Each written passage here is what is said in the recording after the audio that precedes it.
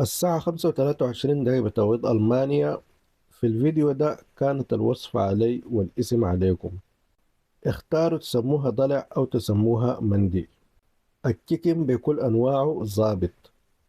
في الأول جبناها حممناها وشطفناها. أضفت عليها ملح وخل عشان تقلل من الزفرة بتاعتها شوية. بعد كده وضعتها في حلة، أضفت عليها قرفة وهبهان وكمبة.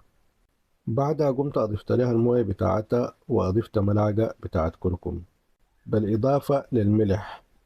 أما بالنسبة لتجهيز الخلطة، أضفت ملعقة كبيرة بتاعت زبادي، رشة بتاعت ملح، ملعقة صغيرة بابريكا، ملعقة صغيرة كورياندا، وملعقة صغيرة كنوبلوخ، نص ملعقة إنفا، ورشة بتاعت سمك وكدمون، وأخيرا ملعقة كركم وملعقة صغيرة فلفل بالإضافة للزيت. خلطت الخلطة مع بعض. بعد كده أضفت عليها كبشة من الشوربة بتاعتي ووضعتها على جنب. كانت دي الخلطة بتاعت التتبيلة. جبت الحلة الكهربائية، أضفت عليها الشوربة. الحلة دي طبعا كان جاتني جيفت من زميلي الله يديه العافية. ناس بهدوا لها بارفوم وساعات، ونحن بهدونا حلل كهربائية.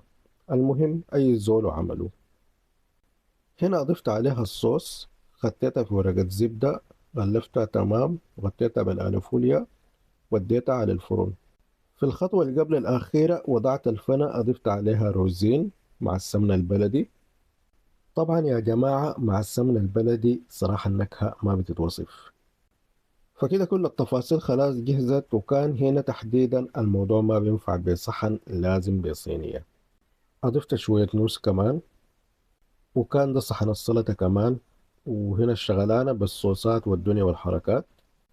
وعملت خاينة خايفة، وأقول لكم يلا تشاو بلا تشاو.